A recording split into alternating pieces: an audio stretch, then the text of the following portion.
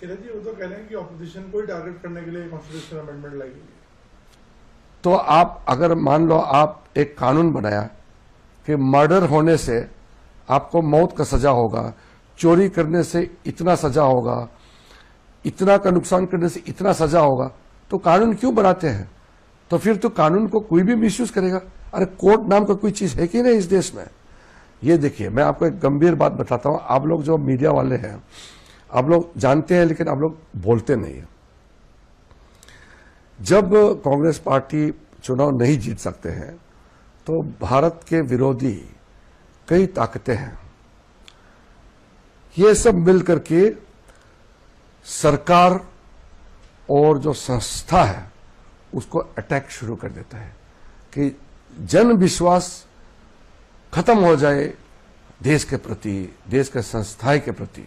Judiciary को कमजोर करने के लिए लोगों ने बार बार बोला है कि इंडियन जुडिशरी बिक चुका है। फिर ये कहते हैं कि इलेक्शन कमीशन बिक चुके हैं। फिर बोलते हैं कि सरकार चोरी करके सरकार बनाया है।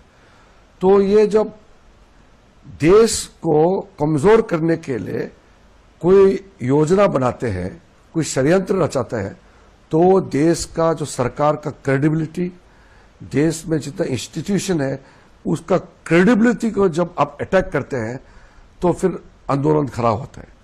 तो इस तरीके का ये मानसिकता, ये लेफ्टिस्ट मेंटेलिटी से जोड़ते हुए ये लोग काम कर रहे हैं। राहुल गांधी से पहले कई कांग्रेस के नेता थे, करप्ट थे होंगे या कमजोर थे होंगे, अच्छे थे होंगे, अलग अलग होते हैं, मगर देश को कमजोर करने के लिए काम नहीं किया। ये राहुल गांधी तो बहुत डेंजरस ट्रैक में जा रहे हैं कि जो जॉर्ज सोरोस बोलते हैं कि भारत के सरकार को डिस्टेबलाइज करने के लिए $1 ट्रिलियन रखा है, या भारत विरोधी खालिस्तान फोर्स कनाडा में, यूएस में, यूके में बैठा है, और भी कई लेफ्ट ऑर्गेनाइजेशन है जो देश के खिलाफ काम करने के लिए षड्यंत्र रचा रहे हैं। उनके साथ तालमेल करके राहुल गांधी और कांग्रेस पार्टी काम कर रहे हैं। ये देश के लिए बहुत ही चिंताजनक ये एक समय है। लेकिन अब आश्वासित रहिए, मोदी जी के लीडरशिप में देश को कोई डिस्टेबलाइज नहीं कर सकता है।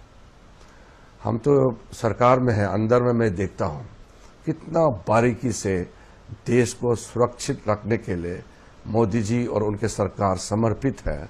आप सोच भी नहीं सकते। अगर ऐसा सरकार आजादी के बाद तुरंत मिल जाते तो आज इंडिया ऑलरेडी डेवलप कंट्री